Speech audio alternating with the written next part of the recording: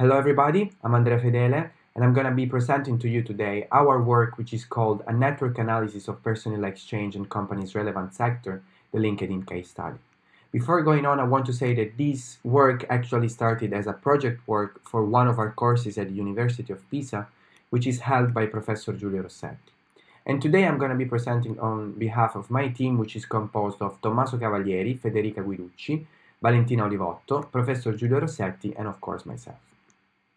A little overview of our presentation. I'm going to start with the context and the static goal, how we collected the data. Then I'm going to tell you a little about the analysis that we did on our network and how we turned our network into a machine learning classification problem, ending with an explanation on that model. Okay, a fast word. We all know that we live in a fast world, even though in the last year we all had to slow down a little. And what we were interested to analyze was how people tend to change their workplace very often today, carrying along with them their know-how and possibly some strategic information of the company. And companies, they want to keep their best employees and moreover their best employees. And managers in the last years have to deal with this problem, which is called employee retention. And we have seen companies actually starting to put in place different strategies in order to make their employees feel better and safer so that they work better, they feel better, and they don't leave the job, basically. What we did and what we wanted to do was to understand the characteristics of different sectors in terms of turnover and whether and to which extent it was possible to infer the company's relevant sector from the employees' exchange information. How we did it? Well, of course, we used the LinkedIn social network, which is the biggest one and the most up-to-date one in terms of the job history. And we considered we collected data from 220,000 users, considering 23 industrial sectors on the Italian territory, and for those companies that had at least 50 employees. These 23 sectors were later aggregated into these 4 microsectors: informatics, consulting, public relation, and other. I'm going to give you some examples. Here we have internet and software for the informatics microsector, as well as financial services and insurances for the consulting one, and human resources and PRA communication for the public relation one, and other different ones that didn't really have a lot in common between them in the last macrosector. We have kind of a balanced situation if we consider our dataset aggregated into these 4 macrosectors, but it was not as balanced as it looks like if we would go down and consider the sectors on their own, unfortunately. Okay, so out of this data we built our network, and in our network companies are the graphs node. And an edge between 2 nodes was built when at least 2 persons had been employed in both companies at some point in time.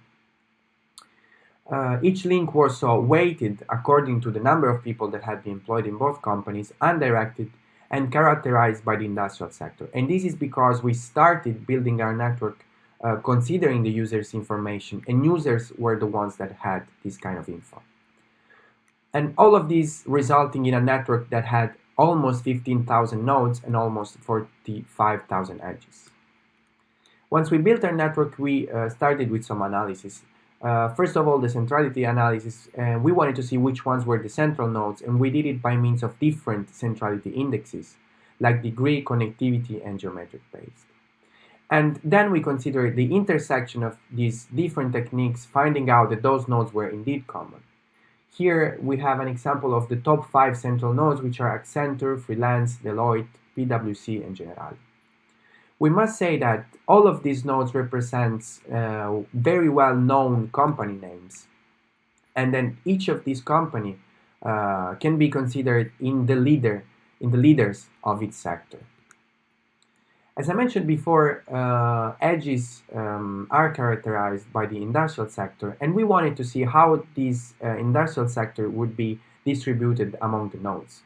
And we found a common pattern because each company, each node, belongs mainly to a specific sector, and then it belongs to several other smaller ones. Here in the bottom left picture, we can see the example for the Accenture's node sector distribution, and how it is composed from a good 60% from the managerial consulting sector, followed then by the informatics and banking sector by much smaller values. Here on the top right picture, we can observe the freelancer node sector distribution, which is a peculiar node because it doesn't really represent a company, and we decided to keep it even though in our network the nodes are only companies, and probably that is why this node is composed of the most sparse distribution in terms of sector. Then we wanted to see how these sectors are distributed among communities, and we preliminarily found these communities by means of the Lovian algorithm. And we analyzed for each community the percentage covered by each sector, finding out here again a common pattern. Because as we can see in this picture, which represents one of our community, there is a sector that is the most prevalent one. And in this example is the one colored in orange, which is the number 42, sector number 42. And then we analyzed for each sector its percentage in different communities, and we didn't really find out a common pattern here like in the previous analysis, because this would depend more on the macro sector that sector would belong to. Okay, but we wanted to see which ones were the closer nodes, let's say. And we built this copresence matrix where each cell represents the number of nodes that have links in both industrial sectors. When I say both, I mean both those sectors on the axis Y and on the axis X. We have to say the highest values of correlation were found for those sectors belonging to the same microsectors, but what we have to focus on are these other very high correlation values. Like the managerial consulting sector has high correlation values with the informatics and services and the human resources sector, as well as the financial services sector with the informatics and services. And we believe that this is very well representative of today's reality because these sectors are kind of starting of merging all together. Okay. We then turned our network into a machine learning classification problem, deriving a dataset using both semantic and topological information of the network nodes. In our dataset, each record would represent a link, and we wanted to build a classifier that would be able to classify the industrial sector of that link, only considering the semantic and topological information of the network. And we did it by means of a random forest model. So this was not a binary classification problem. We actually faced it as two different problems, one considering the 23 sector label and another one considering the 4 macrosector aggregated label. And here we have depicted the results in terms of accuracy, F1 score, precision, and recall, and we can only see a slight improvement in terms of F1 score aggregating the sectors. But this is because we have, as I mentioned before, a much more unbalanced situation when we consider the 23 single sectors. But we have a good reason to believe that if we collect a more balanced amount of data, that our model would perform better. Okay, last but not least, opening the black box. We wanted to understand what would lead our classifier to think in a specific way. And we did it by means of the Lore technique, which is a local rule explanator that would go and seek for the rules that lead our classifier to classify a specific record with a specific label. And it also helps on understanding what are the counter rules, which represents the smallest changes we can apply to each record in order to lead the classifier classifying that record with a different label. The first thing to notice here is that this difference, while the random forest thinks that the most important feature is eigenvector centrality, the local rule explanator actually tells us that the community belonging is the most important one. And indeed our classifier classifies the link label exploiting the communities of the nodes that are connected to that link. And the final prediction is set indeed to the most common industrial sector in the nodes communities, the nodes that the link we are considering connects.